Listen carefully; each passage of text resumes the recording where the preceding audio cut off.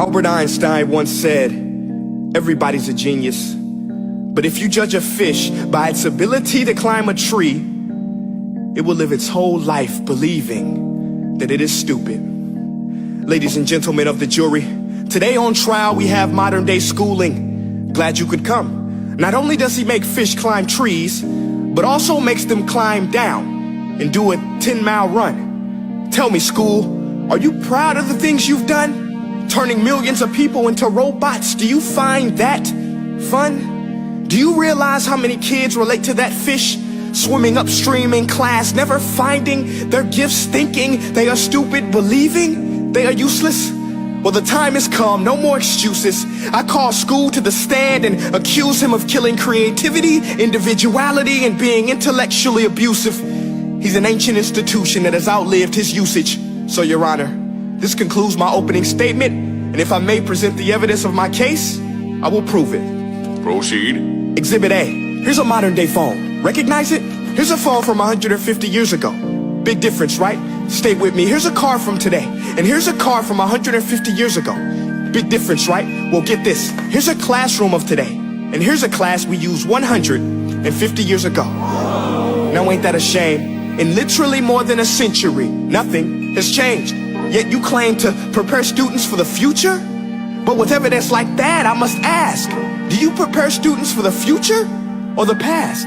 I did a background check on you and let the record show that you were made to train people to work in factories, which explains why you put students in straight rows, nice and neat, tell them sit still, raise your hand if you want to speak, give them a short break to eat, and for 8 hours a day tell them what to think.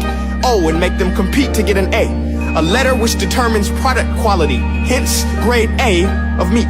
I get it. Back then, times were different. We all have a past. I myself am no Gandhi. But today, we don't need to make robot zombies. The world has progressed. And now we need people who think creatively, innovatively, critically, independently, with the ability to connect. See, every scientist will tell you that no two brains are the same.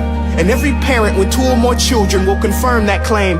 So please explain why you treat students like cookie cutter frames or snapback hats, giving them this one-size-fits-all crap. Watch your language. Sorry, Your Honor, but if a doctor prescribed the exact same medicine to all of his patients, the results will be tragic. So many people would get sick, yet when it comes to school, this is exactly what happens. This educational malpractice, where one teacher stands in front of 20 kids, each one having different strengths, different needs, different gifts, different dreams, and you teach the same thing the same way? That's horrific. Ladies and gentlemen, the defendant should not be acquitted. This may be one of the worst criminal offenses ever to be committed. And let's mention the way you treat your employees. Objection. Overruled. I want to hear this. It's a shame. I mean, teachers have the most important job on the planet, yet they're underpaid? No wonder so many students are short-changed. Let's be honest, teachers should earn just as much as doctors, because a doctor can do heart surgery and save the life of a kid, but a great teacher can reach the heart of that kid and allow him to truly live. See, teachers are heroes that often get blamed, but they're not the problem. They work in a system without many options or rights. Curriculums are created by policymakers, most of which have never taught a day in their life. Just obsessed with standardized tests. They think bubbling in a multiple choice question will determine success. That's outlandish. In fact, these tests are too cruel to be used and should be abandoned, but don't take my word for it. Take Frederick J. Kelly, the man who invented standardized testing, who said, and I quote, "These tests are too cruel to be used and should be abandoned." Ladies and gentlemen of the jury, if we continue down this road, the results will be lethal. I don't have much faith in school, but I do have faith in people.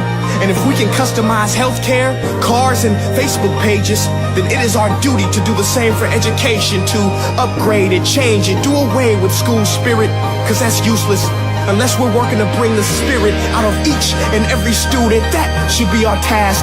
No more Common Core. Instead, let's reach the core of every heart in every class. Sure, math is important, but no more than art or dance. Let's give every gift an equal chance. I know this sounds like a dream, but countries like Finland are doing impressive things.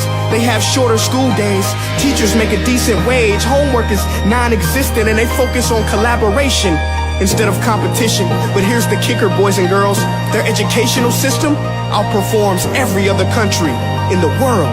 Other places like Singapore are succeeding rapidly. Schools like Montessori, programs like Khan Academy, there is no single solution.